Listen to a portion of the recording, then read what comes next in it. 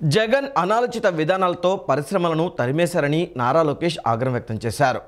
నెల్లూరులో యువగళం సభలో పాల్గొన్న లోకేష్ యువతతో ముఖాముఖి నిర్వహించారు. మేనిఫెస్టోలో యువత సంక్షేమానికి పెద్దపీట వేశామని 20 లక్షల ఉద్యోగాలు ఇస్తామని భరోసా ఇచ్చారు. స్టార్టప్ను ప్రోత్సహిస్తామన్నారు. కూటమి అధికారంలోకి వచ్చిన 100 రోజుల్లోనే స్కిల్ డెవలప్మెంట్ సెంటర్లను తెరిపించి యువతకు శిక్షణ ఇస్తామని మంగళగిరి తెలుగుదేశం అభ్యర్థి నారా లోకేష్ హామీ ఇచ్చారు. నెల్లూరులో యువగళం సభలో పాల్గొన్న లోకేష్ యువతతో ముఖాముఖి నిర్వహించారు. జగన్ అనాలోచిత విధానాలతో పరిశ్రమలను తరిమేశారని ఆగ్రహం వ్యక్తం చేశారు. మేనిఫెస్టోలో యువత సంక్షేమానికి పెద్దపీట వేశామని 20 లక్షల ఉద్యోగాలిస్తామని భరోసా ఇచ్చారు. స్టార్టప్స్ను ప్రోత్సహిస్తామన్నారు. ఈ సందర్భంగా లోకేష్ సమక్షంలో టీడీపీలో 20 కుటుంబాలు చేరాయి. వైసీపీ పాలనలో రాష్ట్రం 30 ఏళ్లు వెనక్కి వెళ్లిందని లోకేష్ ఆగ్రహం వ్యక్తం చేశారు. కూటమి ప్రభుత్వం రాగానే ఆగిపోయిన అమరావతి పనులను పూర్తి చేస్తామని లోకేష్ హామీ ఇచ్చారు. అభివృద్ధి కార్యక్రమాలను ప్రతి గడపకు చేర్చాలనే లక్ష్యంగా ముందుకు సాగుతున్నామని తెలియజేశారు. వాలంటీర్ వ్యవస్థను కొనసాగిస్తామని, వారి గౌరవ వేతనాన్ని 10,000 రూపాయలకు పెంచుతామని అన్నారు. వాలంటీర్లను ప్రజాప్రతినిధులతో అనుసంధానిస్తామని తెలిపారు. పీజీ విద్యార్థులకు ఫీజు రియంబర్స్మెంట్ అమలు చేస్తామని లోకేష్ అన్నారు.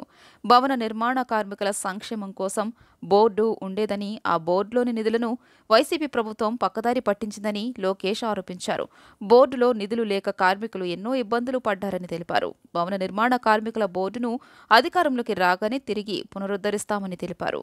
ఏటా జాబ్ క్యాలెండర్ ద్వారా ఉద్యోగాల భర్తీ చేస్తామని లోకేష్ తెలియజేశారు. 5 సంవత్సరాలు 6 లక్షల మంది నిరుద్యోగ యువకులకి ఉద్యోగాలు కల్పించింది తెలుగుదేశం ప్రభుత్వం.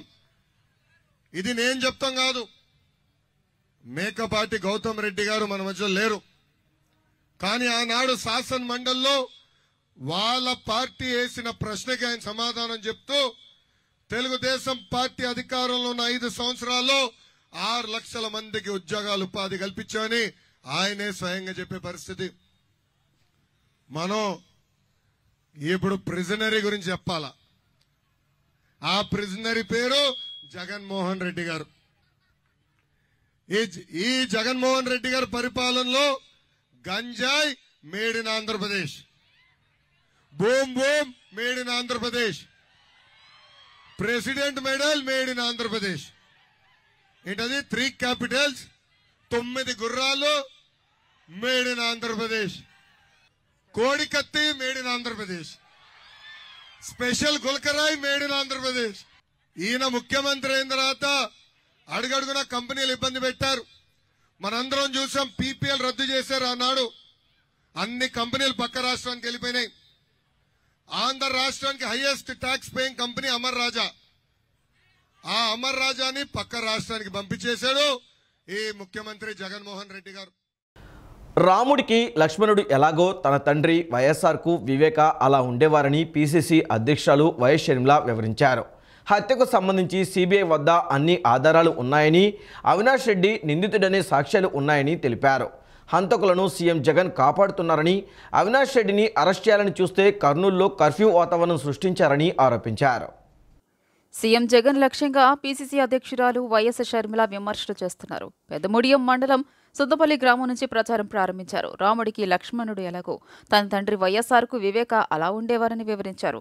అలాంటి వివేకానంద చనిపోయి 5 ఏళ్లయింది. ఇంతవరకు న్యాయం జరగలేదన్నారు. తన చిన్నాన్న వివేకను గొడ్డలితో 7 సార్లు క్రూరంగా హత్య చేశారని, ఎవరు చంపారో అందరికీ తెలుసన్నారు.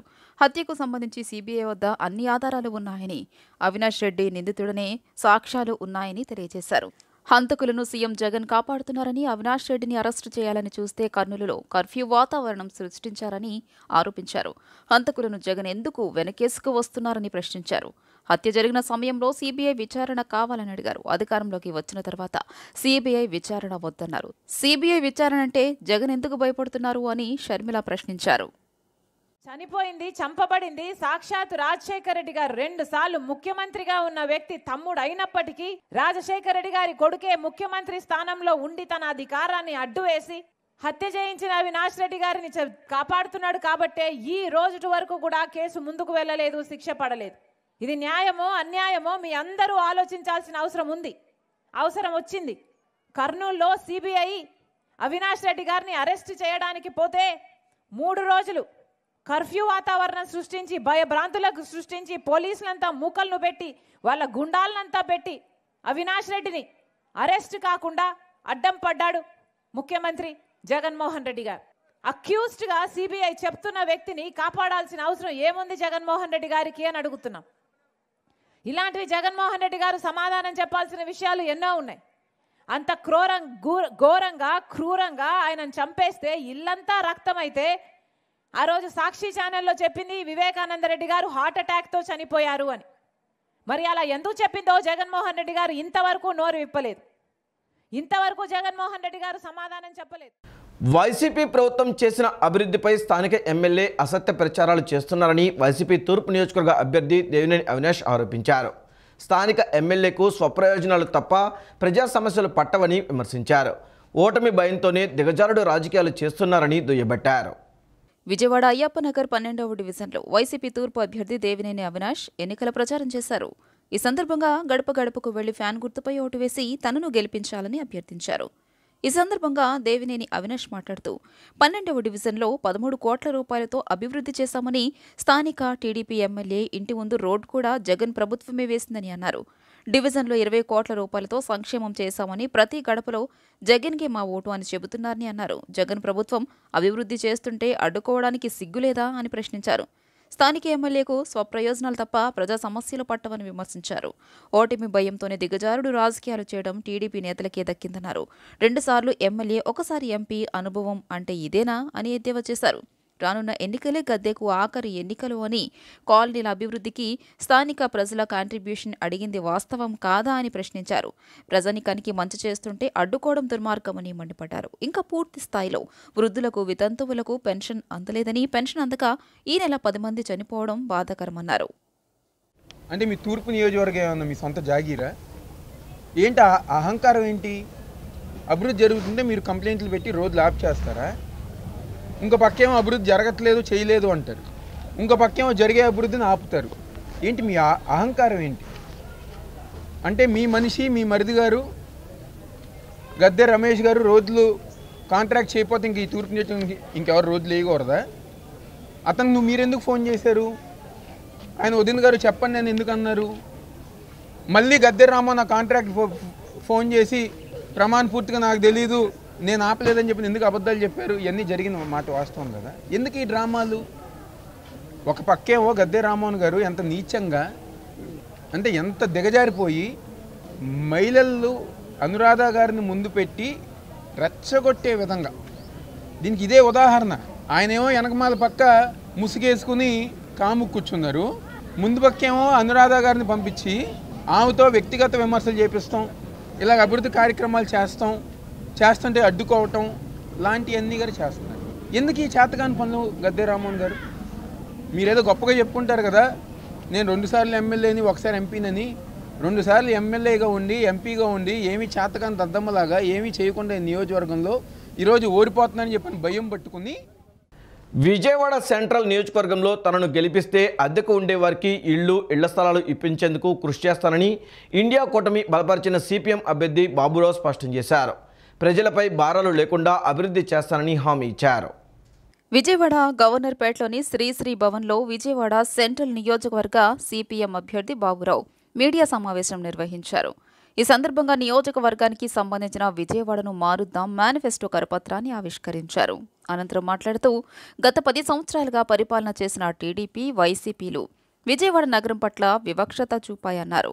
కనీస మౌలిక వసతులు కల్పించడంలో విఫలం చెందారని, గుణదల వంతెన పూర్తి చేయలేకపోయారని మండిపడ్డారు. ఇప్పటికైనా ప్రజలు ఆలోచించాలని, విజయవాడను మార్చడానికి పూనుకోవాలని పిలుపునిచ్చారు. తనను గెలిపిస్తే ప్రజలకు మౌలిక వసతులు కల్పించడంతో పాటు అద్దెకు ఉండేవారికి ఇళ్ల స్థలాలు ఇచ్చేందుకు కృషి చేస్తామన్నారు. విజయవాడలో నిర్లక్ష్యం దాని మీద మేము అంత చేసాం, ఇంత చేసామన్నారు. మేము ఎక్కడైనా బహిరంగ చర్చకి రెడీ. ఆఖరికి విజయవాడలో చెప్పాలంటే విజయవాడలో కోర్టు భవనం పూర్తయ్యడానికి 10 ఏళ్ళు పట్టింది. అది కూడా హైకోర్టు 6 సార్లు మొట్టికాయలేసి ఆదేశాలు ఇస్తే కోర్టు భవనం పూర్తయింది. విజయవాడలో మొండి గోడలు చూద్దాం. నేను చెప్పిన గుణదల ఫ్లైఓవర్, ఈఎస్ఐ ఆసుపత్రి కాగితాల మీద ఉంది. ఉన్న భవనం కూల్చారు, కొత్త భవనం రావటంలా. విజయవాడ పాత ప్రభుత్వ ఆసుపత్రిలో 200 పడకల ప్రసూతి బెడ్స్ కోసం వేసిన ఇది శిలాఫలకమే ఉంది. ఒక మంచం మీద 3 మహిళల్ని బాలింతలను పడుకోబెడుతున్నారు. ఇప్పటికీ తెలుగుదేశంలో పూర్తికాల, వైసీపీలో పూర్తికాల. మీకు ఇటువంటి ఈఎస్ఐ ఆసుపత్రి, పాత ప్రభుత్వ ఆసుపత్రి, లేదు గుణదల ఫ్లైఓవర్ బ్రిడ్జా, మీకు ఎన్ని కావాలంటే ఆయన మొండిగోడలు. తెలుగుదేశం, వైసీపీ, బీజేపీ శాసనసభ్యుల యొక్క అసమర్థతకి నిదర్శనంగా కనపడుతున్నాయి. అందుకే ఈ విషయాల మీద మేము అన్ని వర్గాలకి సంబంధించి, స్పెసిఫిక్గా విజయవాడ నగరానికి సంబంధించిన అంశాల మీద మేము చేస్తున్నాం. ఇప్పటిదాకా వీటి మీద కొత్తగా మేము పెట్టడం కాదు, వీటి మీద పోరాటం చేస్తున్నాం, వీటి మీద ఆందోళన చేస్తున్నాం, వీటిలో కొన్ని సాధిస్తున్నాం. రేపు రాబోయే కాలంలో మా పోరాటానికి ఎమ్మెల్యే పదవి కూడా తోడైతే ఖచ్చితంగా వాటిని సాధిస్తాం.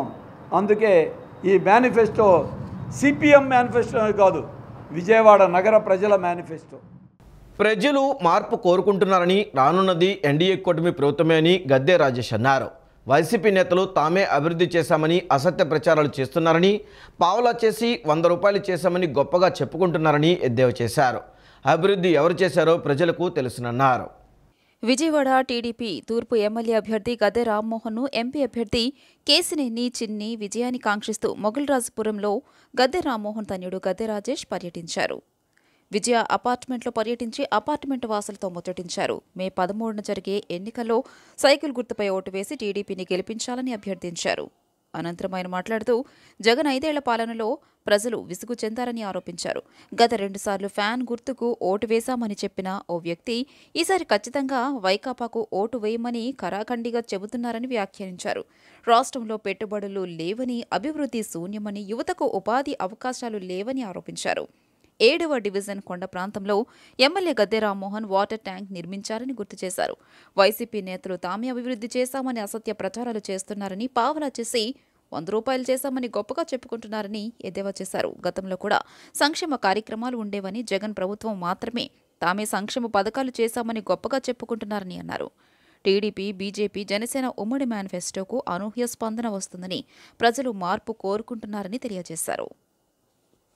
వాళ్ళు ఏదో జగన్మోహన్ రెడ్డి గారు ఇవాళే కొత్తగా వచ్చి వెల్ఫేర్ చేస్తున్నట్టు మాట్లాడటం కూడా హాస్యాస్పదంగా ఉందని చెప్పి వాళ్ళే మాకు చెప్పడం అనేది ప్రజల్లో ఒక మార్పుకి అది సంకేతం. ఆ మార్పు చూసి మాకు చాలా ఆనందంగా ఉంది. అలా ఇక్కడ లోకల్ నాయకులు కూడా ఇవాళ చాలా బరితెగించి మాట్లాడుతూ ఉన్నారు. ఎన్నో అసత్య ప్రచారాలు, అలాగే ఇక్కడ డెవలప్మెంట్ మొత్తం చేసింది వాళ్ళే అన్నట్టు మాట్లాడుతూ ఉన్నారు. కానీ ప్రజలకి అన్నీ నిజాలు తెలుసు.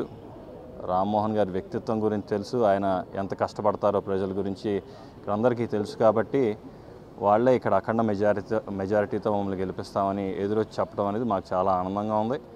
ఇవాళ 7వ డివిజన్లో ఖచ్చితంగా బోల్డంతా రోడ్లు వేయటం కానివ్వండి, అలాగే ఇక్కడ దగ్గరలో ఉన్న కొండ ప్రాంతానికి వాటర్ ట్యాంకులు కట్టించడం కానివ్వండి, అది 2014-19 మధ్యలో తెలుగుదేశం పార్టీ ప్రభుత్వం జరిగింది.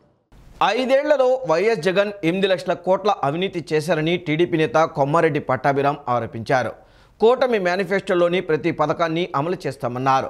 బీజేపీ మేనిఫెస్టో ప్రజల జాతీయ ఆకాంక్షలను, టీడీపీ జనసేన ఉమ్మడి మేనిఫెస్టో ప్రాంతీయ ఆకాంక్షలను నెరవేరుస్తాయని స్పష్టం చేశారు. 5 ఏళ్లలో వైఎస్ జగన్ 8 లక్షల కోట్ల రూపాయల అవినీతి చేశారని టీడీపీ నేత కొమ్మారెడ్డి పట్టాభిరామ్ ఆరోపించారు. మంగళగిరిలోని టీడీపీ కార్యాలయంలో భాజపా, జనసేన నేతలతో నిర్వహించిన మీడియా సమావేశంలో ఆయన మాట్లాడారు. అవినీతికి అడ్డుకట్టు వేస్తే సంక్షేమ కార్యక్రమాలన్నీ అమలు చేయవచ్చన్నారు. తమ ప్రభుత్వం అధికారంలోకి వచ్చాక అవినీతిని అరికట్టి రాష్ట్ర ఆదాయాన్ని పెంచుతామని తెలియజేశారు. కూటమి మేనిఫెస్టోలోని ప్రతి పథకాన్ని అమలు చేస్తామన్నారు. భాజపా మేనిఫెస్టో ప్రజల జాతీయ ఆకాంక్షలను, తెదేపా జనసేన ఉమ్మడి మేనిఫెస్టో ప్రాంతీయ ఆకాంక్షలను నెరవేరుస్తాయని భాజపా నేత లంకా దినకర్ అన్నారు. భాజపా జాతీయ శక్తి, తెదేపా జనసేన ప్రాంతీయ శక్తి, 2 శక్తుల కలయిక దేశ రాష్ట్ర అభివృద్ధికి మహాశక్తి. Modi guarantee, Babu surety, Pavan popularity, NDA victory అన్నారు. చిల్లర రాజకీయాలు చేయడంలో జగన్ ముఠా సిద్ధహస్తులు అని వ్యాఖ్యానించారు.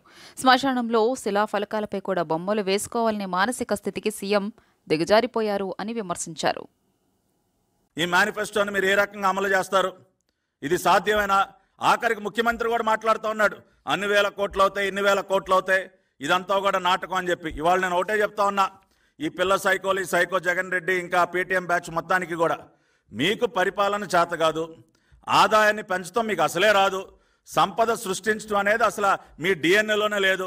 కానీ చంద్రబాబు నాయుడు గారు ఆయనకి పెట్టుబడులు తీసుకురావటం తెలుసు, రాష్ట్ర ఆదాయాన్ని పెంచడం తెలుసు, రాష్ట్రానికి సంపద పెంచడం తెలుసు.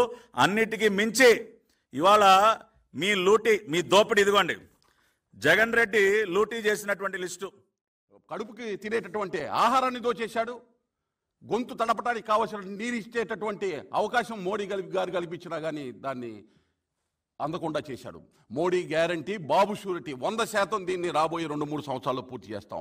పిఎం ఆయుష్మాన్ భారత్ ఇందాకే ఏదైతే ఆరోగ్య కార్డులకు సంబంధించి పట్టాభి గారు చెప్పారు, 5 లక్షల రూపాయల వరకు దేశంలో ఎక్కడైనా కూడా ఈ యొక్క ఆరోగ్య కార్డులు వాడుకునేటటువంటి విధంగా 2024 వరకు దేశంలో 34 కోట్ల మందికి ఆరోగ్య బీమా కోసం కార్డులు ఇస్తే ఒక్క ఆంధ్రప్రదేశ్లో 3,62,00,000 మందికి ఈ కార్డులు అందించడం జరిగింది. ఈ మోడీ గారి గ్యారంటీ, బాబు షూరిటీ తోటి రాబోయే 5 సంవత్సరాల్లో అమలయ్యేటటువంటి ఇంకా మిగతా దాదాపు ఈ గిడ్డంగులు ఇవన్నీ అసలు రైతుకి గిట్టుబాటు ధర ఎందుకు రావటం లేదు అని మూలాల మీద ఈ బడ్జెట్ వర్కౌట్ చేసింది. అందుకని ప్రభుత్వ రంగంలో గిడ్డంగులు కానీ కోల్డ్ స్టోరేజ్లు కానీ పెట్టి రైతులు తనకి మార్కెట్ వచ్చినప్పుడు అమ్ముకునే వెసులుబాటు ఏదైతే ఉందో దళారీ వ్యవస్థని నిర్మూలించడానికి ఉద్దేశించినటువంటి అత్యంత అంశం ఇది. అలాగే ఏపీఎంసీ యాక్ట్ని స్ట్రిక్ట్గా దళారులు రైతుల్ని మోసం చేయకుండా ఉండడానికి కోసం అమలు చేస్తామని చెప్పడం జరిగింది. వైఎస్ వివేకానందరెడ్డి వ్యక్తిత్వాన్ని వైఎస్ షర్మిల, సునీత దెబ్బతీస్తున్నారని రాష్ట్ర మహిళా కమిషన్ మాజీ చైర్పర్సన్ వాసిరెడ్డి పద్మ విమర్శించారు.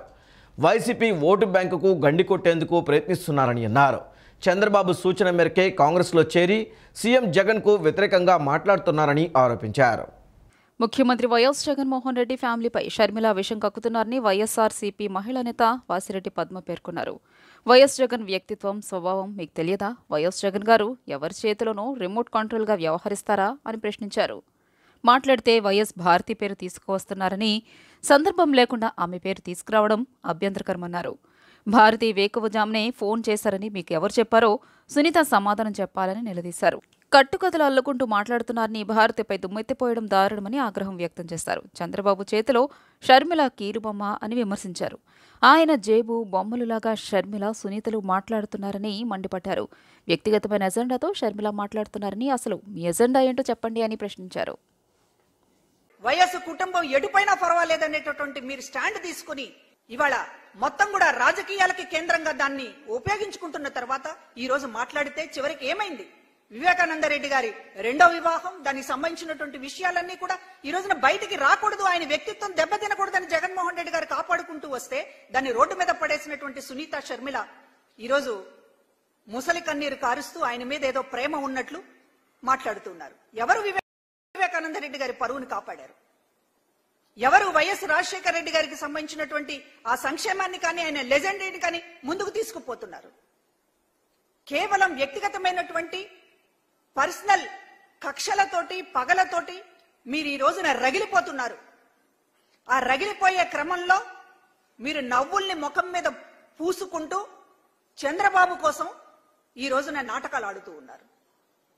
ఇంత అన్యాయమైనటువంటి రాజకీయాన్ని ఇద్దరు మహిళలు తలకెత్తుకోవటం, మాట్లాడితే మరొక మహిళ మీద, భారతి గారి మీద దుమ్మెత్తిపోయడం, ఇదంతా కూడా చాలా నీచంగా కనపడుతూ ఉంది. దయచేసి ఈ నాటకాలు ఇప్పటికైనా కట్టిపెట్టండి. ఈ వారం రోజులైనా సరే మీరు అత్యంత దారుణంగా మే 13 తర్వాత ఇవాళ షర్మిల మళ్ళీ కనపడదు ఆంధ్రప్రదేశ్. విజయవాడ తూర్పులో గద్దె రామ్మోహన్ను, సెంట్రల్ నియోజకవర్గంలో బోండా ఉమాను, పశ్చిమంలో సుజనా చౌదరిని, ఎంపీ అభ్యర్థిగా పోటీ చేస్తున్న కేశినేని చిన్నిని అఖండ మెజార్టీతో గెలిపించాలని మాజీ మేయర్ తాడి శకుంతల పిలుపునిచ్చారు. నా ఎస్సీ, నా ఎస్టీ, నా బీసీ అని చెప్పే జగన్ వారిపైనే దాడులు చేయించారని వ్యాఖ్యానించారు. పోలీస్ వ్యవస్థను నీరుగార్చి ప్రభుత్వానికి కొమ్ము కాసేలా మార్చిన డీజీపీని బర్తరఫ్ చేయాలని ఆమె డిమాండ్ చేశారు. ఎన్డీఏ కూటమి అభ్యర్థులను గెలిపించాలని కోరుతూ మాజీ మేయర్ తాడి శకుంతల సున్నపు బట్టీల ప్రాంతంలో పర్యటించారు. విజయవాడ తూర్పులో గద్దె రామ్మోహన్, సెంట్రల్ నియోజకవర్గంలో బోండా ఉమాను, పశ్చిమంలో సుజనా చౌదరిని, ఎంపీ అభ్యర్థిగా పోటీ చేస్తున్న కేశినేని చిన్నిని అఖండ మెజారిటీతో గెలిపించాలని కోరారు. అనంతరం ఆమె మాట్లాడుతూ జగన్ అధికారంలోకి వచ్చిన తర్వాత రాష్ట్రంలో కులపిచ్చి రెచ్చగొట్టారని, రెడ్ల రాజ్యం నడుస్తోందని, డీజీపీ దగ్గర సీఎస్ ఇతర అధికారులంతా జగన్ సామాజిక వర్గానికి చెందిన వ్యక్తులే అని వ్యాఖ్యానించారు. రాష్ట్రంలో అభివృద్ధి వెనక్కి వెళ్లిందని విమర్శించారు. సంక్షేమ పథకాలిచ్చాం, పెన్షన్ ఇస్తున్నామని చెబుతున్న జగన్ ప్రభుత్వం గతంలో ఎప్పుడూ ఇవ్వలేదా అని నిలదీశారు. రాజశేఖర్ రెడ్డి ఆలోచన విధానం అమలు చేస్తారని, తాము జగన్ పార్టీలో చేరామని, కానీ ఆ దిశగా అడుగులు వేయలేదని వ్యాఖ్యానించారు. నా ఎస్సీ, ఎస్టీ, నా బీసీ అని చెప్పే జగన్ వారిపైన దాడులు చేయించారని వ్యాఖ్యానించారు. ఆంధ్రప్రదేశ్ డీజీపీని బర్తరఫ్ చేయాలని డిమాండ్ చేశారు. పోలీసులు ప్రభుత్వానికి కొమ్ము కాస్తూ దారుణమైన పరిస్థితులు నెలకొల్పారని అన్నారు. మంత్రి కారుమూరి నాగేశ్వరరావు కుమారుడికి వైసీపీ టికెట్ కేటాయించడం దుర్మార్గమని, అతని చెయ్యని తప్పు లేదని విమర్శించారు. మే 13న జరిగే ఎన్నికల్లో ఎన్డీఏ కూటమి అభ్యర్థులను గెలిపించాలని ఆమె పిలుపునిచ్చారు. ప్రజల్లో ఒక కమిట్మెంట్ ఉన్నవాళ్ళు ఉన్న తెలుగుదేశం పార్టీని సపోర్ట్ చేస్తూ మహిళలు పెద్ద ఎత్తున ఆలోచించండి, అబద్ధాలను నమ్మకండి, ఆలోచించి ఓటు వేసి మనం 13వ తారీఖున నిబద్ధతతో సైనికుల్లా పనిచేద్దాం. జూన్ 4న ప్రభుత్వాన్ని మార్చుకుందాం. లేకపోతే పనిచేసిన వాళ్ళం, నమ్మకమైన వాళ్ళం, ప్రజలను దోచుకున్న వాళ్ళం కాదు. చెప్తున్నాను, వినమని అందరినీ కోరుతా ఉన్నా. ఇక్కడ గద్దే రామ్మోహన్ గారిని, బోండా ఉమా గారిని, అక్కడ మన సుజనా చౌదరి గారిని, అలాగే ఎంపీ చిన్ని గారి విషయంలో ఫ్యామిలీ మ్యాటర్గా ఏదో పిచ్చి పిచ్చిగా చూపిస్తున్నారు. మీడియా వారు కూడా సహకరించాలి. మీడియా వారు కూడా ప్రజల్ని ఎడ్యుకేట్ చేయాలి. ఎంపీ చిన్ని is a most affected person, చాలా సింపుల్ పర్సన్, చాలా ప్రజలకు దగ్గరగా ఉండే మనిషిగా గెలిపించవలసిందిగా కోరుతూ, రాబోయే రోజుల్లో అమరావతి కోసం మనం నిలబడాలి. అమరావతి మొత్తం మన జీవితాల్లో మార్పు తెస్తుందని పేద బడుగు వర్గాలకు విజ్ఞప్తి చేస్తాం. ఏపీకి ప్రత్యేక హోదా రావాలన్నా, విజయవాడ నగరం సమగ్రాభివృద్ధి చెందాలన్నా కాంగ్రెస్ ప్రభుత్వం అధికారంలోకి రావాలని ఆ పార్టీ తూర్పు నియోజకవర్గ అభ్యర్థి పొనుగుపాటి నాంచారయ్య అన్నారు. షర్మిల నాయకత్వంలో ఆంధ్రప్రదేశ్లో ఇండియా కూటమి నాయకులు గెలుస్తారని ధీమా వ్యక్తం చేశారు. 10 ఏళ్లలో విజయవాడ తూర్పు నియోజకవర్గంలో అభివృద్ధి శూన్యమని, అభివృద్ధి కాంగ్రెస్తోనే సాధ్యమని స్పష్టం చేశారు. ఎన్నికల ప్రచారంలో భాగంగా కాంగ్రెస్ పార్టీ తూర్పు నియోజకవర్గం అభ్యర్థి పొనుగుపాటి నాంచారయ్య సిద్ధార్థ కళాశాల, పిన్నమనేని పాలిక్లినిక్ రోడ్, ఫిట్టింగ్లపేట ప్రాంతాలలో పర్యటించారు. ప్రచార రథంపై ఎక్కి ప్రజలకు అభివాదం చేస్తూ ప్రచారం చేశారు. ప్రతి ఇంటికి వెళ్లి కరపత్రాలు పంపిణీ చేసి ఓట్లు అభ్యర్థించారు. ఈ సందర్భంగా ఆయన మాట్లాడుతూ, రాష్ట్రంలో వైసీపీ ప్రభుత్వం సంక్షేమ పథకాల పేరిట ప్రజలను మభ్యపెడుతున్నారని, 10 రూపాయలు ఇచ్చి 100 రూపాయలు లాక్కుంటున్నారని ధ్వజమెత్తారు. విజయవాడ తూర్పు నియోజకవర్గంలో ఇప్పటికీ కొండ ప్రాంత వాసుల ఇళ్లకు రిజిస్ట్రేషన్ సౌకర్యం కల్పించలేదన్నారు. కాంగ్రెస్ ద్వారానే ఇళ్లకు రిజిస్ట్రేషన్ సౌకర్యం దక్కుతుందని పేర్కొన్నారు. ప్రత్యేక హోదా రావాలన్నా, యువతకు ఉపాధి అవకాశాలు రావాలన్నా రాహుల్ గాంధీ ప్రధాని కావాలని పిలుపునిచ్చారు. జగన్ ప్రభుత్వంలో రాష్ట్రం అప్పులమయం అయ్యిందని విమర్శించారు. పేద, బడుగు, బలహీన వర్గాల సమస్యలు కాంగ్రెస్తోనే తీరుతాయన్నారు. విజయవాడ ఎంపీ అభ్యర్థి వల్లూరు భార్గవ్ రేపు కృష్ణలంకలో ఎన్నికల ప్రచారం నిర్వహించనున్నారని తెలియజేశారు. రేపు జరిగే కార్యక్రమాన్ని విజయవంతం చేయాలని పిలుపునిచ్చారు. నియోజకవర్గంలో నేను గెలిచినట్లయితే ఎట్టి పరిస్థితుల్లో కూడా ప్రజలందరికీ అందుబాటులో ఉండి వాళ్ళకి సేవ చేస్తానని, అదేవిధంగా హస్తం గుర్తుపై ఓట్లేసి గెలిపించమని మనవి చేసుకుంటా ఉన్నాను. ముఖ్యంగా ఎస్సీ, ఎస్టీ, బీసీ మైనార్టీలందరూ కూడా చాలా ఇబ్బందులు పడుతున్నారు. పథకాలు అనే పేరు పెట్టి ఆ పథకాలు కూడా కొంతమందికి ఇచ్చి కొంతమందికి ఇవ్వకుండా ప్రజలను ఇబ్బంది పెడుతున్నటువంటి వైసీపీ ప్రభుత్వం ఖచ్చితంగా ఈ ఎన్నికల్లో ఓటమి చూడబోతుందని చెప్పేసి, అదేవిధంగా షర్మిల గారి నాయకత్వంలో మరి కాంగ్రెస్ పార్టీ అధికారంలోకి రాబోతుంది. కాంగ్రెస్ పార్టీ అధికారంలోకి వచ్చినటువంటి వెంటనే కూడా మేము ఇచ్చినటువంటి సంక్షేమ పథకాలన్నీ కూడా ఒక్కొక్కటి చేసుకుంటూ ముందుకు పోతామని, అదేవిధంగా కేంద్రంలో రాహుల్ గాంధీ కనుక అధికారంలోకి వచ్చిన వెంటనే ఈ రాష్ట్రానికి ప్రత్యేక హోదా ఇస్తానని చెప్పేసి, మొట్టమొదటి సంతకం ప్రత్యేక పెడతానని చెప్పేసి రాహుల్ గాంధీ చెప్తా ఉన్నారు. ప్రతి సంవత్సరం చేసే సామాజిక సేవా కార్యక్రమాల్లో భాగంగా నేడు మజ్జిగ పంపిణీ చేశామని Vijayawada air conditioners and refrigerators technicians association అధ్యక్షులు కమ్మవరపు దివాకర్ తెలిపారు. ఎండలు విపరీతంగా ఉన్న సందర్భంలో తమ వంతు సహాయంగా పాదాచారులు, వాహనదారులకు మజ్జిగ పంపిణీ చేశామని చెప్పారు. అసోసియేషన్ ఆధ్వర్యంలో ఈ కార్యక్రమం ఘనంగా నిర్వహించామని ఆయన పేర్కొన్నారు. విజయవాడ ఎయిర్ కండిషన్ మరియు రిఫ్రిజిరేషన్ టెక్నీషియన్స్ అసోసియేషన్ ఆధ్వర్యంలో మజ్జిగ పంపిణీ కార్యక్రమం శైలజ థియేటర్ వద్ద గల అసోసియేషన్ ఆఫీసు నందు నిన్న జరిగింది. ఈ సందర్భంగా అధ్యక్షులు దివాకర్, జయప్రకాష్ మాట్లాడుతూ, ఎండలు విపరీతంగా ఉన్న నేపథ్యంలో తమ వంతు బాధ్యతగా మజ్జిగ పంపిణీ చేశామని చెప్పారు. అసోసియేషన్ ఆధ్వర్యంలో అనేక సేవా కార్యక్రమాలు చేస్తున్నట్లు వారు పేర్కొన్నారు. రాబోయే కాలంలో కూడా ఇదే విధంగా కార్యక్రమాలు కొనసాగిస్తామని చెప్పారు. మజ్జిగ పంపిణీకి స్పాన్సర్స్గా వ్యవహరించిన జయప్రకాష్కు అసోసియేషన్ సభ్యులు కృతజ్ఞతలు తెలియజేశారు. ఈ కార్యక్రమంలో అసోసియేషన్ అధ్యక్షులు కొమ్మవరపు దివాకర్, కార్యదర్శి పి శ్రీనివాసరావు, కోశాధికారి పి సలాం ఖాన్ మరియు రాష్ట్ర వ్యాప్త ఏసీ టెక్నీషియన్ అసోసియేషన్ అధ్యక్షులు అబ్దుల్ జమీల్ ఖాద్రి మరియు విజయవాడ అసోసియేషన్ గౌరవ అధ్యక్షులు ఏకే ప్రసాద్ మరియు కార్యవర్గ కార్యనిర్వహణ సభ్యులు పాల్గొన్నారు. ఈ వార్తలు ఇంతటితో సమాప్తం. నమస్కారం.